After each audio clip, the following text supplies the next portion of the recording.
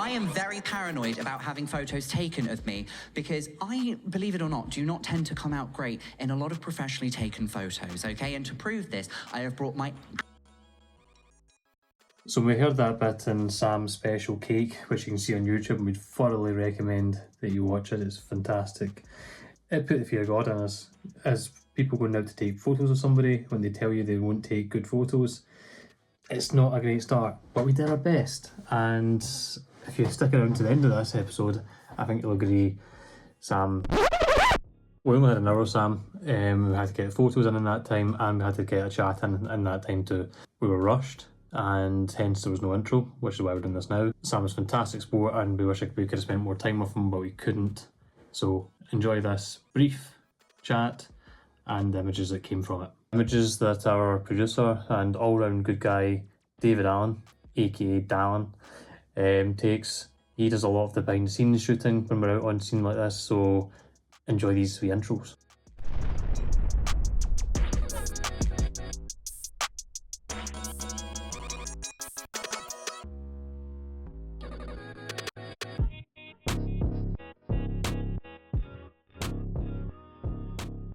And yeah, this is Sam White.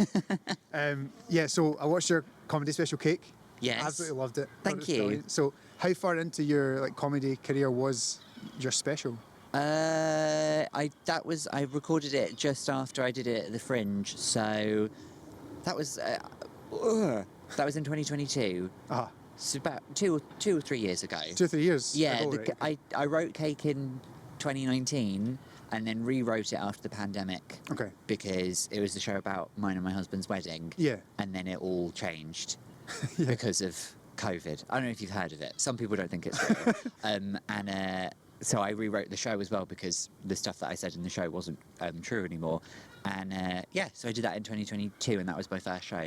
And then I recorded it here for a little special. That's cool. It was nice that you got the wedding involved in it, because it was quite touching and heartwarming at points, but also really funny with the straight men pattern and stuff like that, and the FIFA. And yeah, no, I genuinely really loved it. But thanks very much. How long had you been doing comedy before you thought it was time for a special? My first gig, if I recall correctly, was in 2015. Right. Okay. So that many years? 7? Yeah. Where was that? Did you say you were from Cornwall or something? I'm from Cornwall, but Yeah. I didn't do any comedy there. I left Cornwall when I was 18, and I did my first gig in London at Soho Theatre. Right. Okay. And then it all kicked off from there. Soho Theatre. Yeah, they did courses for people who wanted to give stand-up a go. Yeah. And had never done it before, or hadn't really done it before. And so I did that, and it was a really lovely gig. And then I started doing all of the open mics, and it was a bit of a come down because Soho Theatre was so lovely, and then all of the open mics, and I was just like, oh, it's actually shit. this is a bit rubbish actually. But yeah, but I just persisted with it, and then it's taken over my whole life now. So what, if you did a course, how did you find out about the course, or what made you...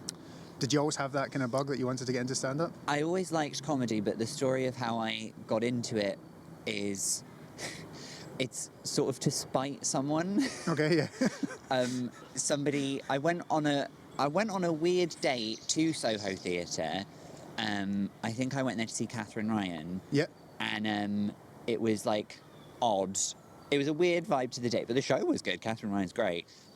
But then, because I bought the tickets online, and this was in the times before GDPR and stuff, Okay. I got put on a newsletter that told you everything that was happening at Soho Theatre. Yeah. So I heard about it from that, and not long before that, a different boyfriend, I'm not a slag or anything, I've done what I've done. A spiteful slag. It's a spiteful slag. An ex of mine got a job in comedy. Okay. Having never done anything to do with comedy, it was very much just sort of right place, right time kind of thing. Right. And I was just like, I can't believe you're getting to do a job in comedy. I've always dreamed of doing something like that. And then I sort of said to myself, I don't have any reason to be angry about them getting this job if I've never tried to do it myself. Yeah. So then I did start trying to do it myself, and here we are. Okay. Shout out to that guy then. I won't say his name because he is a nice person. Next question. So one thing I found funny, and I've not actually asked a comedian about it, at the start of your special, and you think like a special, you've been building up to it, you've been writing it, you've been preparing for it, you've got a venue, you're going to record it, but you have to introduce yourself. What is? Surely someone else can introduce you. What's happening with that? I think I could have got someone to introduce me, but when I did it at the Fringe, it was me behind. It was a really small room that I did it in at the Fringe, and I would hide behind a curtain at the side of the room, and then I would walk onto the stage. And as far as anyone was concerned, like I just walked on from like some grand dressing room, but I was actually just behind the curtain the whole time. Like when they opened the doors to let the audience in, they would all be like sitting down and be like, "Oh, I wonder where he is." And I'd be like, "I've been behind the curtain the whole time." It's a bit creepy actually. But I would always introduce myself during the Fringe run, so I just felt sensible to do it myself as well. And also, like, I don't know, there's some people who work at comedy clubs who really get like the announcer voice going. Right. Like when you watch, like, I don't know, wrestling or something, and you have the announcers who are like, well, no, that was bad. I don't know what that was. That was Gandalf.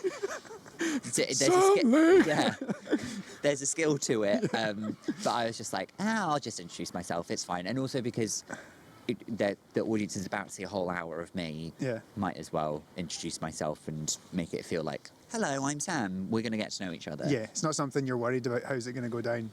Okay, I get it. So for your next Fringe run, one night, please, can you have someone do a Gandalf introduction? Yeah, I mean, evidently I should just do it myself.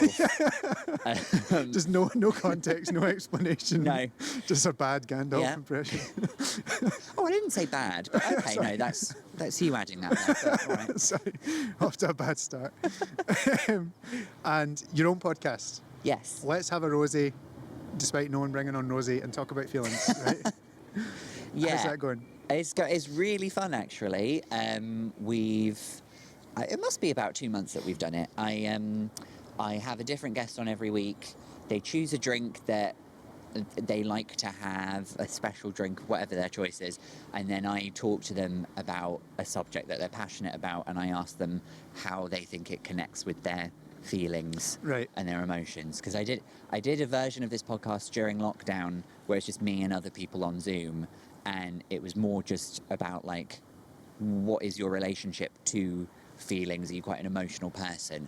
And that was a lovely series to do, but it was very serious at times. It's of the time. It was of the time, yeah. I think because like, so many people were like reckoning with their mental health because that's all you could do when we were all locked in our houses. So this one is a bit more lighthearted, but also like it does leave room for people to sort of like have a deep moment if they want. Yeah. But it's all quite silly and fun. Yeah, I really enjoyed it. I've listened to, I think, half of Marjolaine Robertson, is that how you pronounce it? Yes. Liam Withnail, and then obviously Ed Gamble. Yeah, Ed was just the last one on, yeah. So how does something like that come about, the support slot for Ed Gamble? Because that seems like an amazing opportunity. Oh, he'd been begging me to do it. No, I'm not sure. I met Ed a couple of times through my friend Chloe, who was his previous tour support and is a tour support on this tour as well. So I guess we just got to know each other, and then his team reached out and said, "Are you free?" And I think he gets like the yay or nay on people that are suggested. Yeah. But he said yay, and it was nice. It was a really fun time, actually. I was with him for 5 nights of his tour. Okay. But he's doing like, I don't know, like 100 dates. But it was really fun. We just like drove about to places, stayed in like sort of weird hotels. Right. We did an escape room at one point. Oh, nice. Yeah. The show was good too. I should probably say like the show was good and I had a nice time performing and everything. I went to see his last one and I absolutely loved it. Yeah, same. Yeah, it was really good. This show's really good. And we went to some places where like I did a lot of the Scottish dates, and we went to Dunfermline, and they were asking me like, "What's Dunfermline like? What's a Dunfermline audience like?" And I was like, No I idea. don't know. Is it the Alhambra or? Yeah. Is it the big theatre? It looked like a big theatre. Yeah, cool. Yeah. And I was like, I honestly don't know what they'll be like. I honestly thought Dunfermline was in Ireland. So So when they said like, we'll drive to Dunfermline, I was like, how? But we got there and we found that like the gigs where we weren't sure what to expect turned out to be lovely gigs, because I don't know if we went in with like weird expectations and then they were like vastly surpassed, but I don't know, we just had fun. Sometimes it's fun to like not know what the audience is going to be like and then have them sort of surprise you with like how up for it they are. Yeah, no expectations. No expectations, a nice surprise. yeah. And the flies have gone from my mic while you're talking about all this positivity. But I've only seen clips of you. I've not seen you live, but you just seem like one of these people that's immediately you're like, yep, he's got it. He seems like professional on it. Love the special, and definitely looking forward to seeing you live at some point in the future. Thanks. But yeah, thanks for coming on. Thanks for having me. Cheers. Touch tips. I know I get to. Oh, okay. Yeah, because we're only. Dara was surprisingly quick, but thorough there. I was trying to think 15 minutes. It felt like that. You both do like half of it then? Yeah. Oh, how interesting. See, we used to do it in the studio, so it would just be free flowing. But because we've only got 2 mics, we have to like just split this bit up. So we try not to like talk over one another. Thank God I'm not in a double act. We would have to cancel. There's no way around the 2 mic thing, so we're living with it. So yeah, so much background noise. It's the police. We'll let them be then. One of my first questions is, so you say you've been involved in comedy for 9 years now, is that right? I think so. I mean, probably a lot of that was just sort of getting used to it on open mics for maybe a year or two. But that's got to count though, because that's got to be one of the toughest parts of getting into this sort of circuit, is that... No, I found it really easy. Oh, really? Yeah, no difficulties whatsoever. Like, anything I ever wanted just happened for me. Yeah. Yeah, it's not that hard, everybody. No, it is. When you start, there's still, like, the novelty factor. And so, even if, like, you have a gig and it's like, it wasn't that great. I went to some pub in Arsenal and, like, they all shouted homophobic things at me. You'd still, at the end of the day, go, like... Yeah, but like I'm a gigging comedian, so like cool. yeah. You like I remember when I had my first gig that was like properly rough, and I walked out with a smile on my face, probably because I'm not. That doesn't sound like something a well person would do, but I sort of walked out being like, well, I've had my first like bad one now, and it kind of made me go like, yeah, I'm a proper comedian now. Quite like a rite of passage. Now I've got like a little battle story to tell people, and yeah. And so how did that influence like the next few gigs after that? Do you go into it with a sense of trepidation? Does it put you off in any way, or do you think, I want more of this? That seems to be a common theme, is that you guys are all fucking mental. Yeah. I'd agree with that.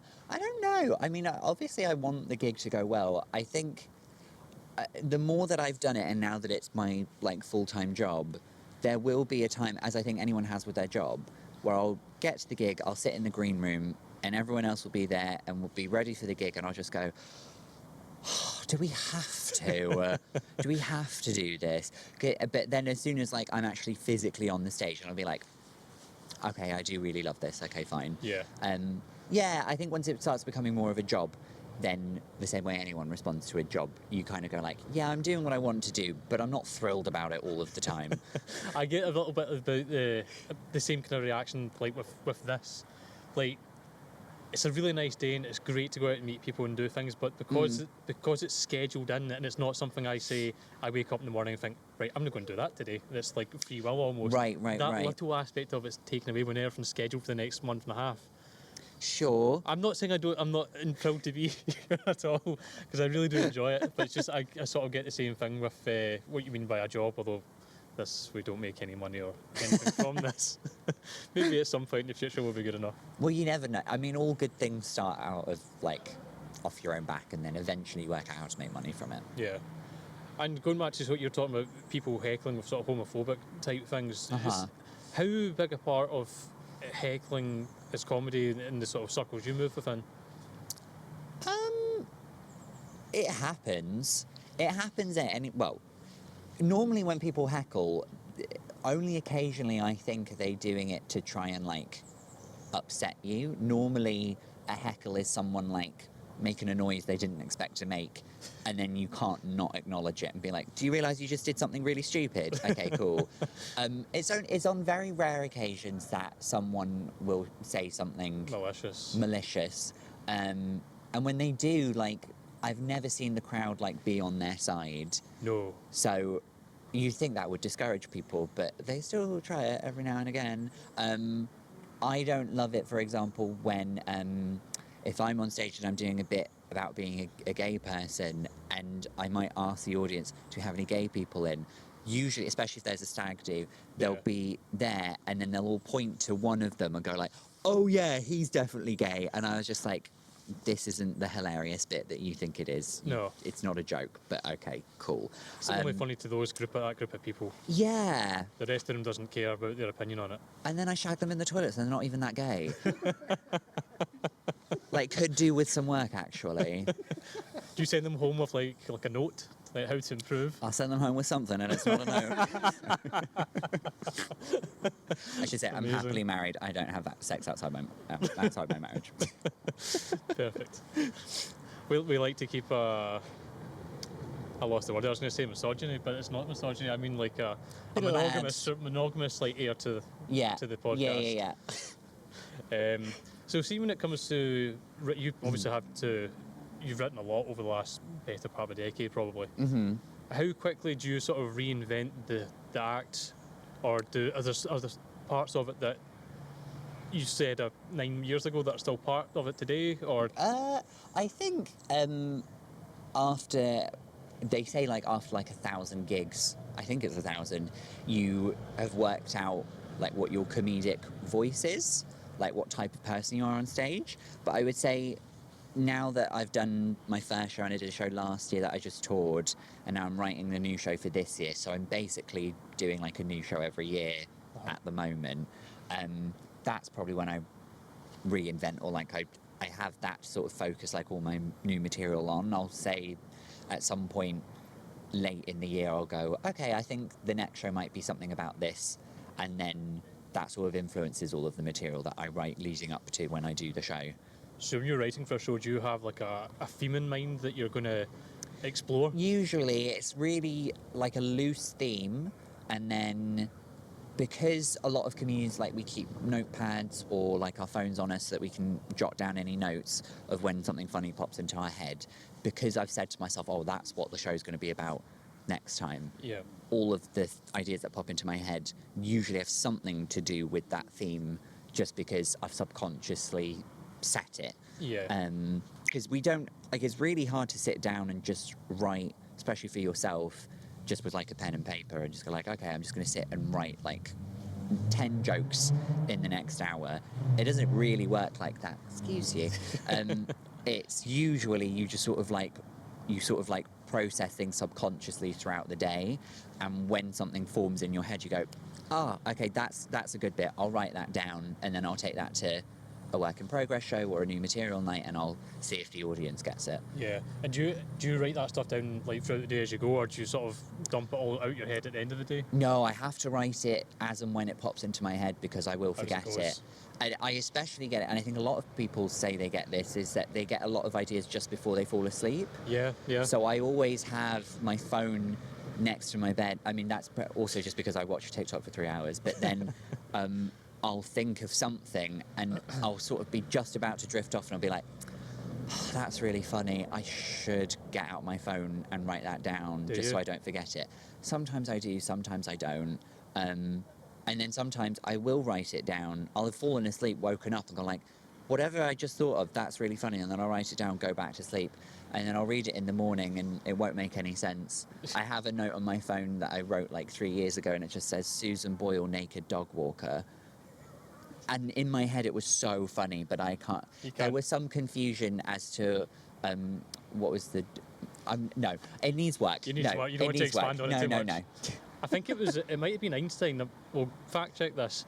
When he was wrestling with a problem, before he would go to sleep, if he was going to sleep in a chair, he would take a couple like ball bearings, like metal balls in his hand, and he would have a saucepan below. And as he fell asleep, the muscle tone relaxed, those would drop. That would wake him. And wake him back up again. And as he's having the thought, he wouldn't put it in his iPhone, but the You equivalent. write it down Yeah. somewhere. I have heard of people doing that. It's like a spoon test where you like lie on the end of the bed, Right. and it's to see if you're sleep deprived. And so you hold the spoon against the bed above like a metal tray or something. Uh-huh. And then when you fall asleep, the spoon hits the tray and you wake up, and you're supposed to time how long it takes you to drop the spoon. And Right. if it's like over a certain amount of time, it means You're sleep deprived. Or... no. It means you've probably slept too much. Right. If it happens really quickly, then you're sleep deprived. Because it's like a sleep segment here. A little sleep segment. Get Um, comfy. It's when you go into REM sleep, which is your dream sleep, which is rapid eye movement, Yes.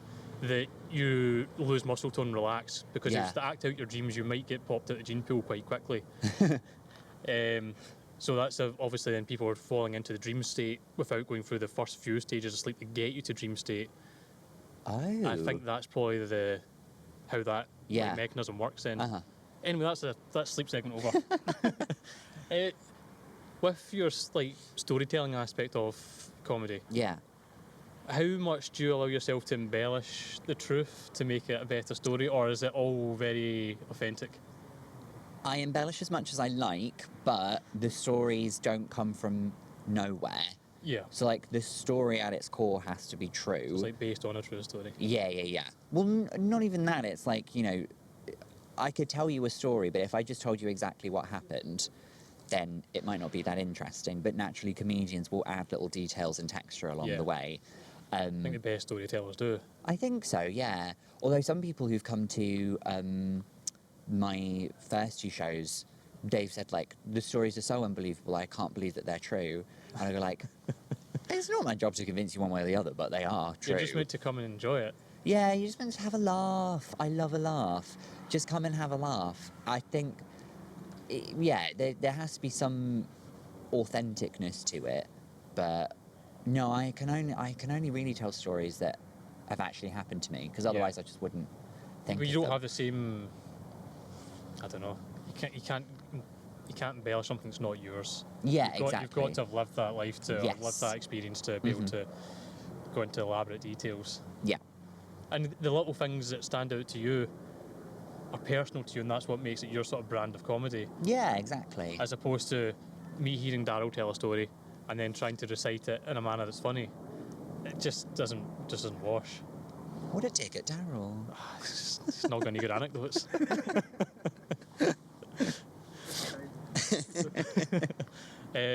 So, grander goal for comedy. What would be like your comedy Olympics?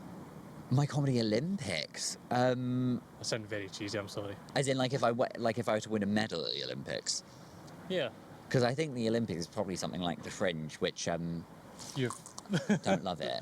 I mean, I love it when it's going well, but then sometimes it's such a slog doing it. Like, how many every day. shows will you do in a day and Ye- over the course of the? Well, you do your show every day for 25 days, Uh-huh. and then you'll pick up like spots on other shows and stuff. You'll want to go see other people's stuff. So it's a very active month. How tiring is that? For the week, it's very tiring. For me, breeze. Actually, every day before my show, I'll run a 10K. Yeah. I'll run a 10K, and I'll just walk straight onto the stage, and people will think that I've just like freshly come out of the shower. I smell and look so put together. You perspire perfume. Yeah, I really do. aftershave? No, I sweat CK1. Yeah. Ah, Yeah. Nice. No, it's really difficult.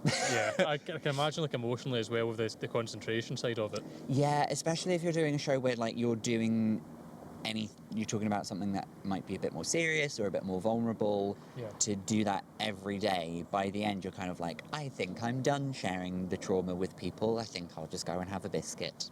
Do some audiences make getting through a show like that easier? Oh yeah. Good. Do you get good and bad audiences for that type of show? Yeah. I don't think I'd ever like. I don't know if I agree. Some people will be like, it's the audience's fault that it didn't go well. I think that's true some of the times, but then, yeah, a good audience can really like make you want to perform even better. Yeah. But then if you get like an audience that's just kind of, sort of like arms folded, sort of muttering reaction. throughout. It's more kind of like, okay, I've sort of got to a place where I'm like, okay, you're all going to be this audience, whatever I do. I'll accept that and enjoy the show for what it is. Yeah. And then I won't think about it later. It won't get me down. No, you won't dwell on that. No. But like a good crowd, you will walk off stage and just be like, oh my God, that was amazing. We had Sean Chalmers on a few weeks ago, and his podcast goes live tomorrow.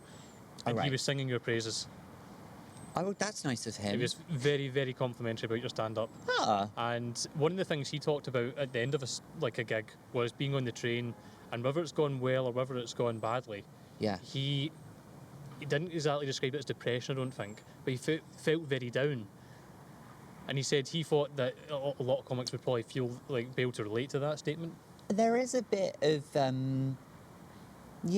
like once it's over, you're kind of like, that's it. I mean, I did feel that when my tour ended, actually, because I was kind of like, it's a show that I was really proud of, and it had a really great time at the Fringe, and then I got to take it to all these like fun places up and down the country, and then it finished last week, and I was kind of like, oh, that's over now. And it's just kind of that like thing where you've got to go like, you got to start thinking about the next thing. It's kind of like if you enjoy Christmas, and then on Boxing Day you start immediately thinking about next Christmas. You get that realisation you've got that weight again. Yeah. It's like oh, it's all just going to happen again, and like sometimes, especially if it's gone well, you just want to go like, can that just be like the boss level, and I've won now. And then it turns out there's actually all of this DLC a part of it, and I'm like, oh, okay, I just have to keep doing it over and over again. Yeah, I do get that, especially on the train if you're by yourself as well. Yes, I can imagine like not having someone there to share, like either the height of the emotion or the depths of it would be quite a challenging aspect of it. I never really considered that until he spoke about it the other week, which I just thought it was interesting. I thought next time we're speaking to a comedian. Yes, he's right. He's on to something. Yes. So, well, very aware of your time for today. And so we're good. Yeah. We'll wrap up and say thank you very much for an all too brief, but hopefully we can do this again at some point. Where Would we love to go into a bit more depth and find some more funny slogans on walls to take photos of. Please, I wrote them all myself. Thank you very much. Thank you. Do I touch your muff as well? Well, it's muff to muff. Or we could go more like Oh, sorry. No, okay. Docking. Love docking. That doesn't get covered enough on podcasts. That's my first time. Your first time docking? Yeah. Okay, that wasn't quite. I've got a pamphlet. I'll show you. Thank you. You got yourself.